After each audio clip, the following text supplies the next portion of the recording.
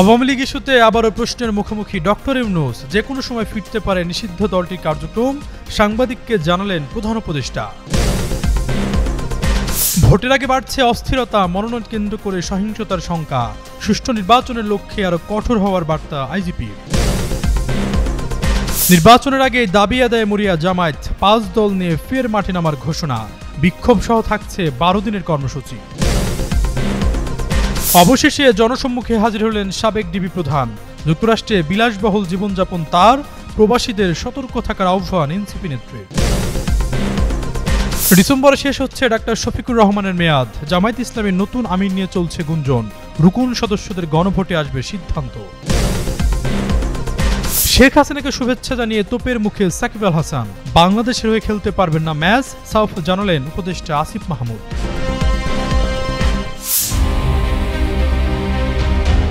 দেশে চলমান পরিস্থিতিতে প্রধান রাজনৈতিক দলগুলোর ভূমিকা নিয়ে চলছে ব্যাপক আলোচনা ও বিতর্ক।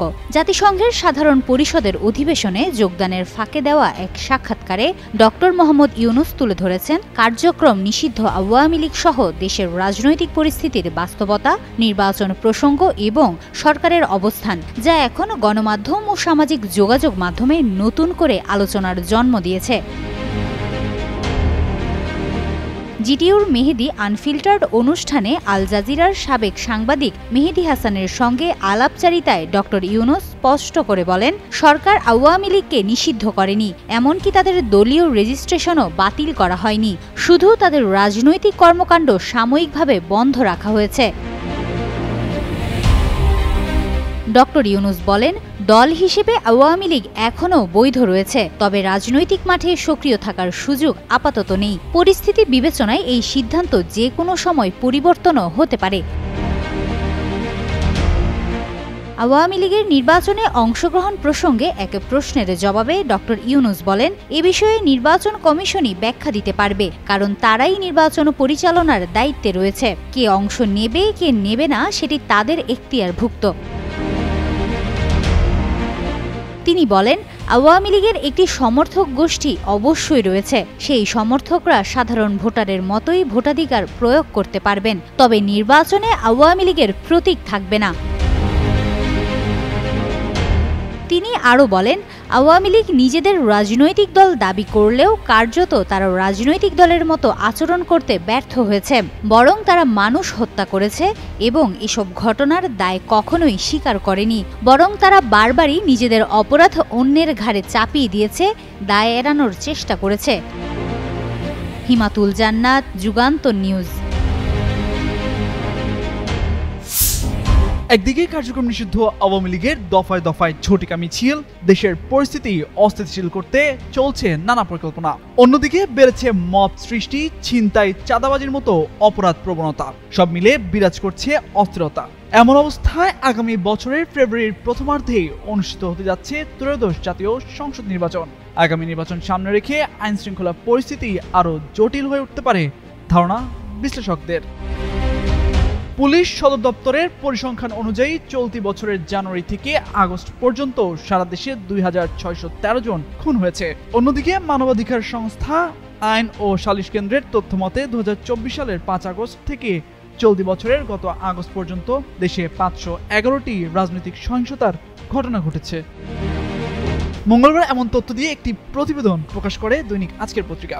আইনশৃঙ্খলা রক্ষাকারী বাহিনীর একাধিক সূত্রের বরাতে সেখানে বলা হয়, জাতীয় নির্বাচনের আগে মনোনয়নকে কেন্দ্র করে বিভিন্ন রাজনৈতিক দলের নেতাকর্মীরা নিজেদের মধ্যে কোন্দলে চড়াতে পারেন। এছাড়া নির্বাচনী এলাকাগুলোতেও বিভিন্ন দল বা জোটের প্রার্থীদের মধ্যেও সংঘাত সংঘর্ষ হতে পারে।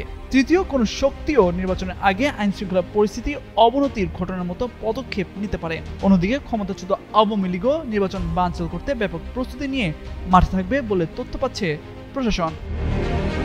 র্যাবের মহাপরিচালক AKM শহীদুর রহমান গণমাধ্যমকে বলেন, বর্তমান রাজনৈতিক ও সামাজিক প্রেক্ষাপটে আইন শৃঙ্খলা নিয়ন্ত্রণ রাখা বড় চ্যালেঞ্জ। নির্বাচন সামনে রেখে আইন শৃঙ্খলা পরিস্থিতি উন্নত করতে সব বাহিনী সমন্বিতভাবে কাজ করছে। আর পুলিশ সদর দপ্তরের অতিরিক্ত মহাপরিদর্শক খন্দকার রফিকুল ইসলাম গণমাধ্যমকে বলেন, সহিংসতা নিয়ন্ত্রণে আলাদা কোনো বিশেষ উদ্যোগ নেওয়া হয়নি, তবে পুলিশের বিভিন্ন ইউনিটকে স্থানীয় নাগরিক সমাজের সঙ্গে আলোচনার মাধ্যমে পরিস্থিতি উন্নয়নে কাজ করার নির্দেশ দেওয়া হয়েছে। এদিকে সকালে এক ব্রিফিংয়ে পুলিশের মহাপরিদর্শক বাহারুল আলম বলেন, সুষ্ঠু নির্বাচনের জন্য পুলিশের সব সক্ষমতা আছে। নিরপেক্ষ ও সুষ্ঠু নির্বাচন আয়োজন করতে পুলিশ প্রয়োজনে আরও কঠোর হবে বলেও জানান আইজিপি। তামজিদ মির্জা, যুগান্তর নিউজ। জুলাই সনদ বাস্তবায়ন পদ্ধতি, পিআর পদ্ধতিতে নির্বাচন সহ কয়েক দফা দাবিতে রাজপথে সরব বাংলাদেশ জামায়াত ইসলামী। প্রথম ধাপের কর্মসূচি শেষে এবার নতুন করে 12 দিনের কর্মসূচি দিতে যাচ্ছে দলটি। একই সাথে নিজেদের কর্মসূচি ঘোষণা করতে যাচ্ছে ইসলামী আন্দোলন বাংলাদেশ সহ সমমনা আরও 5 রাজনৈতিক দল। এর আগে ঢাকা সহ সারা দেশে 3 দিনের অভিন্ন কর্মসূচি পালন করেছে এসব দল। তার মধ্যে 5 দফা দাবিতে বাংলাদেশ জামায়াত ইসলামী ও ইসলামী আন্দোলন বাংলাদেশ, 6 দফা দাবিতে খেলাফত মজলিস ও বাংলাদেশ খেলাফত মজলিস কর্মসূচি পালন করেছে। অক্টোবরের প্রথমার্ধে শুরু হতে যাওয়া নতুন কর্মসূচিতে সেমিনার, মতবিনিময়, গণসংযোগ সহ বিক্ষোভের কর্মসূচি আসতে পারে বলে জানা গেছে। রাজনৈতিক দলগুলোর সঙ্গে জাতীয় ঐক্যমত্য কমিশনের দফায় দফায় আলোচনার পরও জুলাই জাতীয় সনদ নিয়ে জটিলতা কাটেনি। মূলত জুলাই সনদ ঘোষণার চেয়ে তা বাস্তবায়ন পদ্ধতি নিয়ে বেশি সংকট দেখা দিয়েছে। বিশেষ করে সংবিধান সম্পর্কিত বিষয়গুলোর বাস্তবায়ন নিয়ে মতবিরোধ ও জটিলতা রয়ে গেছে। এরই মধ্যে জুলাই সনদের সংবিধান সম্পর্কিত সংস্কার প্রস্তাবগুলো বাস্তবায়নের উপায় নিয়ে দলগুলোর সঙ্গে ঐক্যমত্য কমিশনের কয়েক দফা আলোচনা হয়েছে। তবে এ নিয়ে জটিলতা না কাটলেও জুলাই সনদ চূড়ান্ত করার শেষ পর্যায়ে রয়েছে।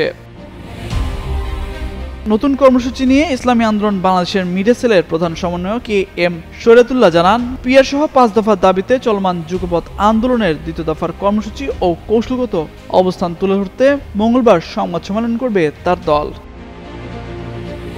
তামজিদ মির্জা, যুগান্তর নিউজ।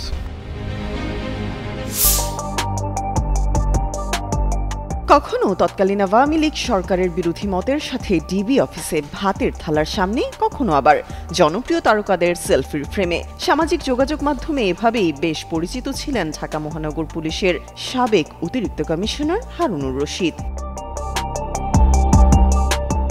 ডিবিতে তার কার্যালয়ে মানুষের উপর বাজেয়াপ্তি, বিরোধী দলের আন্দোলন দমনে বোমা উদ্ধারের প্রহসন, হেফাজতের নির্মম নির্যাতন, আপত্তিকর ভিডিও ছড়িয়ে দেওয়া ও অর্থ আদায়ের মতো গুরুতর ও নিন্দনীয় অভিযোগের কারণে তিনি বিতর্কের ঊর্ধ্বে উঠতে পারেননি। 5 আগস্টে ছাত্র জনতার গণজোয়ার আওয়ামী সরকারের পতন পর্ব শেষে দেশ ছেড়ে উধাও হন ডিবির সাবেক এই হারুনও। সম্প্রতি জনসম্মুখে এলেন ডিবি হারুন। খবর মিলেছে তিনি বর্তমানে আমেরিকার টেক্সাস অঙ্গরাজ্যের উডল্যান্ড শহরে অবস্থান করছেন। অভিযোগ উঠেছে তিনি বাংলাদেশ থেকে বিপুল পরিমাণ অর্থ সম্পদ লুটপাট করে বিদেশে বিলাসবহুল জীবনযাপন করছেন।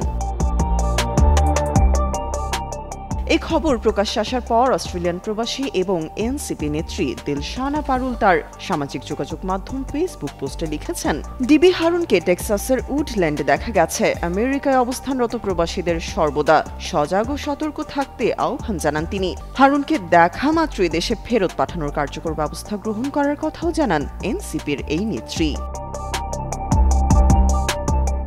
প্রাথমিক তথ্য অনুসারে তিনি প্রথমে নিউ ইয়র্কে বাংলাদেশি কমিউনিটির কিছু সংখ্যক ব্যক্তির গোপন সহায়তায় আত্মগোপনে ছিলেন। সূত্র আরও জানিয়েছে, 2024 সালের সেপ্টেম্বরের শেষ লগ্নে তিনি পুলিশের নজরদারি এড়িয়ে সম্পূর্ণভাবে দেশ ছেড়ে চলে যান। জানা গেছে, হারুনুর রশিদের স্ত্রী 2006 সালে ডিবি লটারির মাধ্যমে মার্কিন নাগরিকত্ব লাভ করেন। এই সুবাদে তারা নিয়মিতভাবে যুক্তরাষ্ট্রে যাতায়াত করতেন। গণঅভ্যুত্থানের পর নিউ ইয়র্ক স্টেটের লং আইল্যান্ডের তার সাময়িক অবস্থান নিশ্চিত করা হয়। তামান্না তাবাসসুম শ্রেয়া, যুগান্তর নিউজ।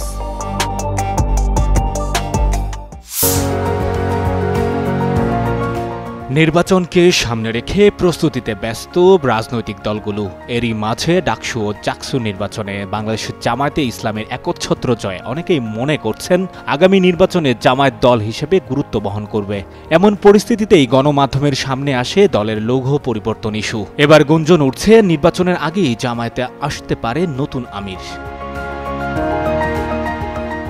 গঠনতন্ত্র অনুযায়ী 3 বছর পর পর আমির নির্বাচন অনুষ্ঠিত হয়। সে হিসেবে আগামী ডিসেম্বরে শেষ হচ্ছে জামায়াতে ইসলামীর বর্তমান আমির ডাক্তার শফিকুর রহমানের মেয়াদ। তবে জাতীয় নির্বাচন ফেব্রুয়ারিতে হওয়ার কথা থাকলেও তার আগেই দলটি নতুন আমির নির্বাচন করতে যাচ্ছে। আমির নির্বাচনের প্রক্রিয়া মোটামুটি দীর্ঘ। মূলত সারা দেশে ছড়িয়ে থাকা দলের রুকনদের গোপন ভোটে আমির নির্বাচিত হয়ে থাকেন। সূত্র জানায়, নির্বাচনের আগে কেন্দ্রীয় মজলিসে শুরার সদস্যরা 3 জনের একটি সম্ভাব্য আমির প্যানেল নির্ধারণ করেন। এই প্যানেল থেকে যে কেউ নির্বাচিত হতে পারেন, তবে রুকনরা চাইলে এর বাইরের কাউকেও ভোট দিতে পারেন। দলটির নির্বাচনের রীতি অনুযায়ী সাধারণত ওই প্যানেল থেকেই একজন নির্বাচিত হয়ে থাকেন। প্যানেলের নামগুলো ভোট শুরুর আগ পর্যন্ত গোপন রাখা হয়। ধারণা করা হচ্ছে আগামী 3 মাসের মধ্যে এই প্রক্রিয়া শেষ হবে। ডিসেম্বরে নতুন আমিরের নাম ঘোষণার পর তিনি শপথ নিয়ে দায়িত্ব গ্রহণ করবেন।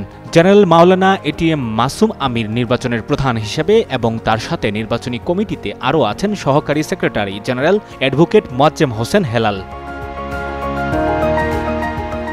মোয়াজ্জেম হোসেন হেলাল বলেন, জামায়াতে ইসলামীর গঠনতন্ত্র অনুযায়ী 3 বছর পর পর আমির নির্বাচন হয়। নির্বাচনী প্রক্রিয়া সাধারণত ভোট গ্রহণের 3 মাস আগে থেকেই শুরু হয়। 2026, 2027 ও 2028 সালের জন্য নতুন আমির নির্বাচিত হবেন। নির্বাচনে কোনো নির্দিষ্ট প্রার্থী থাকেন না। মজলিসে শুরা মনোনীত 3 সদস্যের নাম ভোট শুরুর সময় জানানো হয়।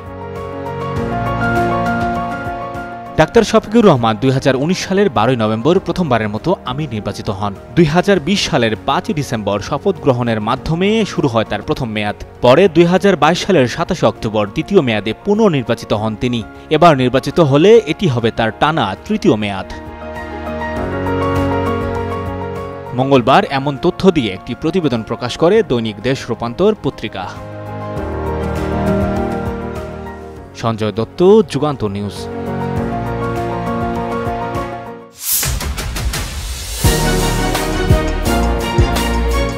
সাকিব আল হাসানকে আর কখনোই বাংলাদেশের হয়ে খেলতে দেখা যাবে না। হ্যাঁ, ঠিকই শুনছেন। বাংলাদেশ ক্রিকেটের ইতিহাসের সবচেয়ে সফল এবং আলোচিত ক্রিকেটারকে জাতীয় দল থেকে স্থায়ীভাবে বাদ দেওয়ার ঘোষণা এসেছে সরাসরি ক্রীড়া মন্ত্রণালয় থেকে। বাংলাদেশের বেসরকারি এক গণমাধ্যমে দেওয়া সাক্ষাৎকারে যুব ক্রীড়া উপদেষ্টা আসিফ মাহমুদ সজীব ভুঁইয়া জানান, সাকিবকে বাংলাদেশে পতাকা বহন করতে দেওয়া যাবে না। বাংলাদেশের জার্সির পরিচয় বহন করতে দেওয়া এটা আমার পক্ষে কোনোভাবেই সুযোগ করে দেওয়া সম্ভব না। ইতিপূর্বে এটা আমি বিসিবিকে না বললেও এটা এখন আমার বোর্ডের প্রতি স্পষ্ট নির্দেশনা থাকবে। সাকিব আল হাসান আর কখনো বাংলাদেশ টিমে খেলতে পারবে না। সাকিবের বিরুদ্ধে কেন এমন সিদ্ধান্ত সেটাও ব্যাখ্যা করেছেন ক্রীড়া উপদেষ্টা। তিনি এ বিষয়ে জানান, যতবার তিনি দেশে আসার জন্য চেয়েছেন, খেলার জন্য চেয়েছেন, বলেছেন আমাকে জোর করে নমিনেশন দেওয়া হয়েছে। আমি রাজনীতির সঙ্গে জড়িত না। আমি শুধু এমপি ইলেকশনটা করেছি, এলাকার মানুষের জন্য কাজ করতে চেয়েছি। কিন্তু আসল সত্যটা হচ্ছে তিনি আসলে আওয়ামী রাজনীতির সঙ্গে আষ্টে পৃষ্ঠে জড়িত, যার প্রমাণ আমরা পেলাম। ক্রিকেটার নাকি রাজনীতিক, দেশপ্রেম নাকি মতাদর্শ, জাতীয় পতাকা কে বহন করবে এ প্রশ্ন ঘিরে এবার রীতিমতো ঝড় উঠেছে সামাজিক যোগাযোগ মাধ্যমে। যেখানে একদিকে রয়েছে কোটি ভক্তের ভালোবাসা আর মাঠের রেকর্ড, অন্যদিকে রয়েছে বিতর্কিত রাজনৈতিক অবস্থান, আলোচিত পোস্ট এবং সম্প্রতি ঘটে যাওয়া একের পর এক ফেসবুক পোস্টের বাকযুদ্ধ। ফেসবুকে হাসিনার জন্মদিনের একটি শুভেচ্ছা ঘিরে শুরু হওয়া কথার লড়াই এখন গিয়ে ঠেকেছে জাতীয় দলের দরজায় তালা ঝোলানোর সিদ্ধান্তে। এদিকে সাকিব গেল রোববার তার জাতীয় দলে খেলতে না পারার প্রসঙ্গে বলেন, শেষমেশ কেউ একজন স্বীকার করে নিলেন তার জন্য আর বাংলাদেশের হয়ে খেলা হলো না। ওদিকে সোমবার উপদেষ্টা আসিফ পাল্টা মন্তব্য করে জানান, যার হাত ছাত্র জনতার রক্তে রঞ্জিত তাকে বাংলাদেশের পতাকা বহন করতে দেওয়ার প্রশ্নই ওঠে না। কাজী সাকলাইন আহমেদ, যুগান্তর স্পোর্টস।